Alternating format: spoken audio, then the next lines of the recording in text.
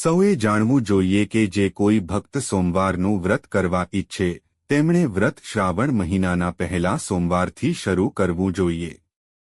લીલા રંગના વસ્ત્રો પહેરવા નહીં તેમજ કાકડી અને કંકોડાનું શાક ખાવું નહીં.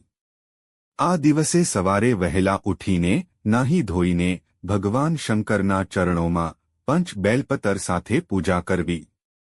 ત્યારબાદ બાજરીના શિંગોડાની વાટીને બાજરીનો પ્રસાદ ગ્રહણ કરવો.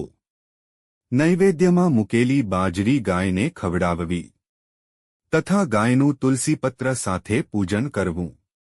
આ રીતે વ્રત કરવાનો પ્રયોગ કાર્તિક મહિનાની અજવાળી ચૌદશના દિવસે ઉર્જવી નાખવો. વ્રત ઉર્જવતા યથાશક્તિ દાન કરવું. આ રીતે જે કોઈ ભક્ત કામના કરે ભગવાન શંકર તેમની કામના પૂર્ણ કરે છે. વાંઝિયાને બાળક મળે છે તથા સર્વ પ્રકારના સુખસાહિબી પ્રાપ્ત થાય છે.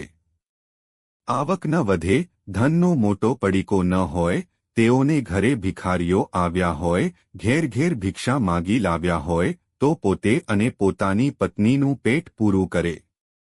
કોઈ વૃદ્ધારીઓ વડીલજનોને ભૂખ્યા રહેવા ન દે પણ પોતાની ભૂખ સહન કરી અતિથિને જમાડે.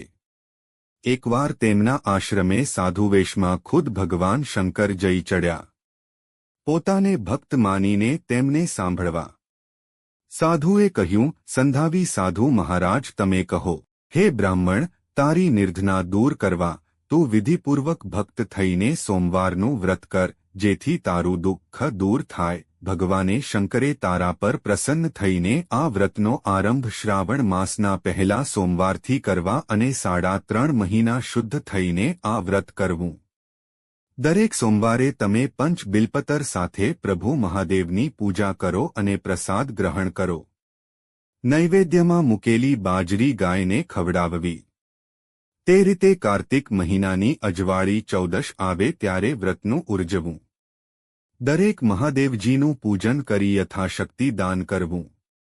અહીં આપવામાં આવેલી માહિતી આધ્યાત્મિક અને ધાર્મિક ગ્રંથોમાંથી લેવામાં આવી છે. જો તમને આ વિષય વિશે વધુ જાણકારી જોઈતી હોય તો પૂછી શકો છો.